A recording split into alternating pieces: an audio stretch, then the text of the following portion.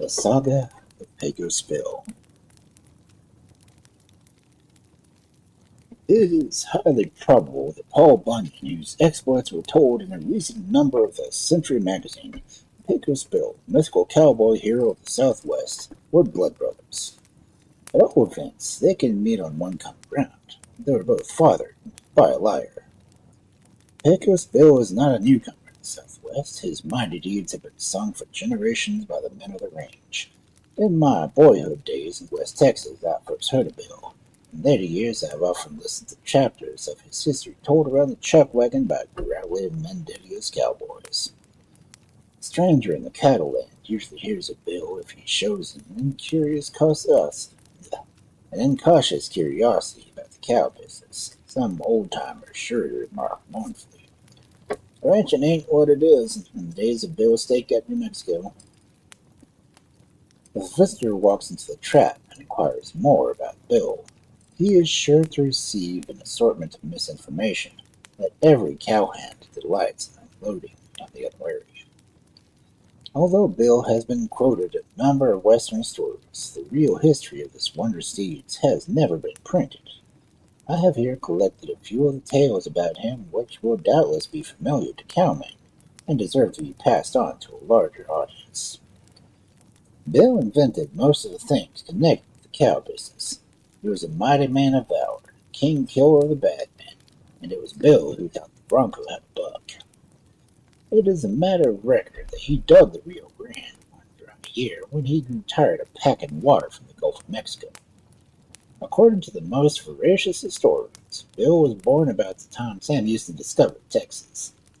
His mother was a sturdy pioneer woman who once killed 45 Indians with a broom handle and weaned him on a moonshine liquor when he was 3 days old. He cut his teeth on a bowie knife, and his earliest playfellows were the bears and catamounts of East Texas. When Bill was about a year old, another family moved into the country and located about 50 miles down the river. His father decided the place was getting too crowded, packed his family in a wagon and headed west. One day they crossed the Pecos River. Bill fell in the wagon. As there were 16 or 17 other children in the family, his parents had missed him for 4 or 5 weeks, and then it was too late to try to find him. That's how Bill came out to grow with the cowboys along the Pecos. He soon learned the coyote language, used to hunt with them, and sat on the hills and howl at night. Being so young when he got lost, he always thought he was a coyote. That's where he learned to kill deer by running them to death. One day, when he was about 10 years old, a cowboy came along just when Bill had matched a fight with 2 grizzly bears. Bill hugged the bears to death and tore off a hind leg and was just sitting down to breakfast when the cowboy loafed up and asked him what he meant by running around naked the way the varmints. "Why, because I'm a varmint," said Bill. "I'm a coyote." The cowboy argued with him that he was a human, but Bill wouldn't believe it. "I ain't got any fleas," he insisted, "and I don't howl around all night like a respectable coyote should." "That don't prove nothing," the cowboy answered. "All Texans have fleas, and most of them howl. Did you ever see a coyote that didn't have a tail? Well, you ain't got no tail, and that proves you ain't a varmint." Bill looked, and sure enough, he didn't have a tail. "You sure got me out on a limb," says Bill. "I never noticed that before. It shows what higher education can do for a man. I believe you're right. Lead me to them humans, and I'll throw in with them." Bill went to town with his cowhand, and in due time he got to enjoying all the pleasant vices of mankind, and decided that certainly he was a human. He got to running with a wild bunch, sunk lower and lower till finally he became a cowboy. It wasn't long till he was famous as a bad man. He invented the 6-shooter and train robbing, most of the crimes popular in the old days of the West. He didn't invent cow stealing. That was discovered by King David in the Bible, but Bill improved on it. There is no way of telling just how many men Bill did kill. Deep down, he had a tender heart. However, he never killed women or children, or tourists out of season. He never scalped his victims. He was too civilized for that. He used to skin them gently and tan their hides. It wasn't long before Bill had killed all the bad men in West Texas and massacred all the Indians and beat up all the buffalo. So he decided to migrate to a new country where hard men still thrived and a man could pass the time away. He saddled up his horse and hit out for the west. One day he met an old trapper and told him what he was looking for. "I want the hardest cow outfit in the world," he says. "Not one of the ordinary cow-stealing Mexican shooting bunches of amateurs, but a real hard herd of hand-picked hellions. Make murder a fine art, takes proper pride in their slaughter." "Stranger, you're headed in the right direction," answered the trapper. "Keep right on down this draw for a couple 100 miles, and you'll find that very outfit. They're so hard they can kick fire out with a flint rock and with their bare toes." Well, Bill single-footed drawing that draw for 100 miles that afternoon, and then he met an accident.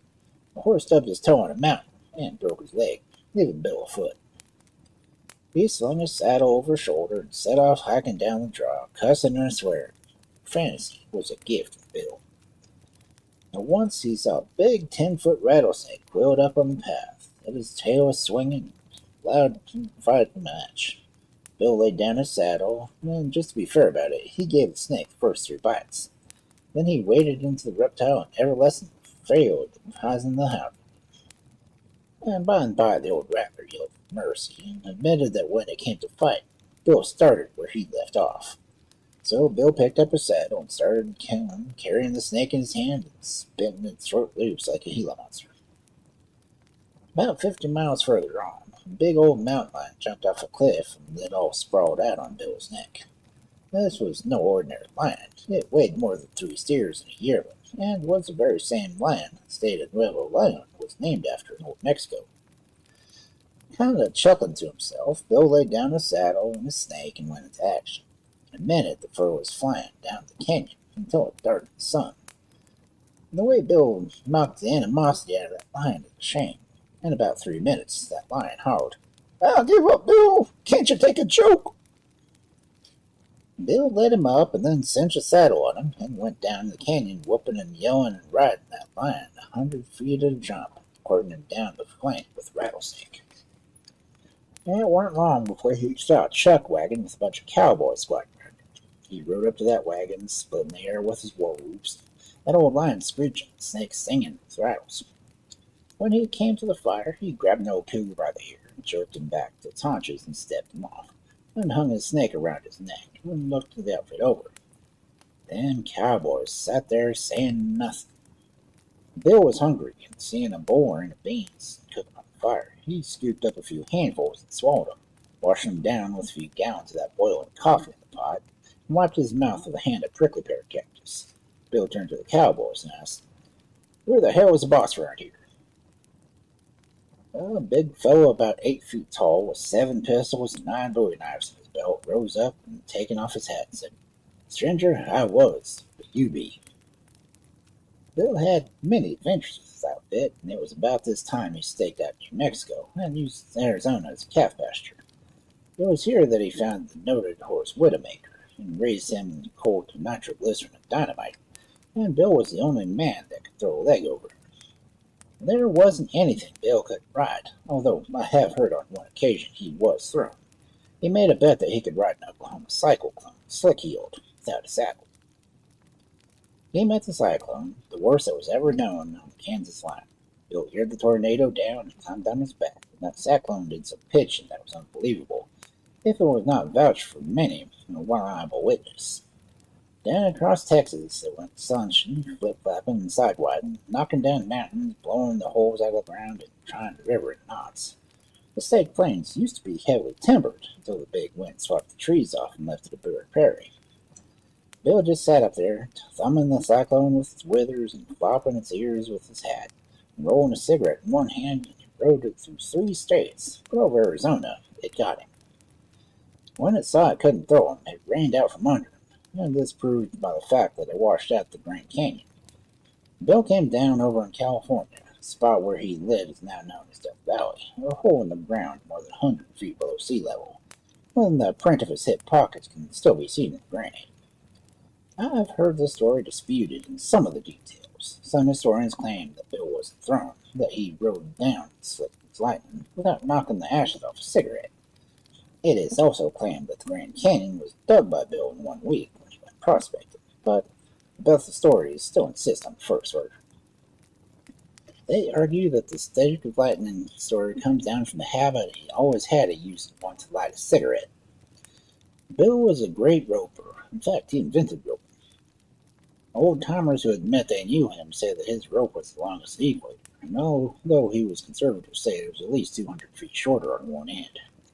He used to rope a herd of cattle in one throw. His skill once saved the life of a friend. A friend he had tried to ride Widowmaker one day and was thrown so high that he came out on top of Pike's Peak. He was in the middle of a bad fix because he couldn't get down and seemed doomed to a lingering death on high. Bill came to the rescue, and using only the short calf rope, he roped his friend around the neck and jerked him down to safety in the valley, 20,000 feet below. This man was always grateful, became Bill's horse wrangler the time he stayed in New Mexico. In his idle moments in New Mexico, Bill amused himself putting thorns on the trees and horns on the toads. It was on his ranch he dug the Rio Grande and invented the centipede and tarantula as a joke on his friends. When his cow business was dull, Pecos Bill occasionally embarked on other ventures. For instance, at one time he took a contract to supply the SP Railroad with wood. He hired a few hundred Mexicans to chop and haul wood on the railroad line. As pay for the job, Bill gave each Mexican 1/4 of the wood he hauled. The Mexicans were funny people. After they received their share of the wood, they didn't know what to do with it, so Bill took it off their hands and never charged them a cent. On another occasion, Bill took a job of building a line fence that forms the boundary of El Paso across the Pacific. He rounded up a herd of prairie dogs and set them to dig holes, which by nature prairie dogs like to do. Whenever one of them finished a nice hole and settled down to live in it, Bill evicted him and stuck a fence post in the hole. Everybody admired his foresight except the prairie dogs, who cares what prairie dog thinks.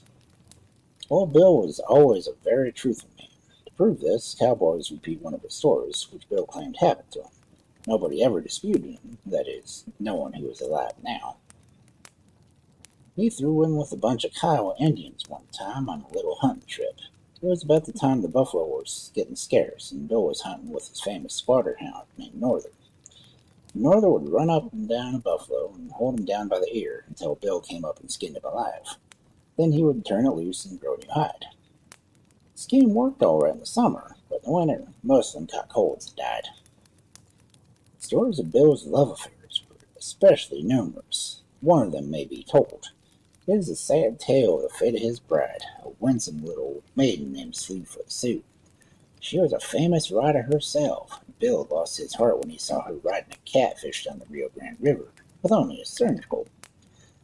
You must remember that a catfish in the Rio Grandes are bigger than whales and twice as active. Sue made a sad mistake, however, when she insisted on riding Widowmaker on her wedding day. The old horse threw her so high she had to duck her head to let the moon go by. Unfortunately, she was wearing her wedding gown. In those days, women wore those big single spring bustles. Well, when Sue lit, she naturally bounced. Every time she came down, she bounced again. It was an awful sight to see. Bill was imploring her to quit their bouncing and make him not so nervous. But Sue kept right at it, carrying on as a bride naturally would do under the circumstances. She bounced for 3 days and 4 nights. Bill finally had to shoot her to keep her from starving to death. It was mighty tragic. Bill never got over it.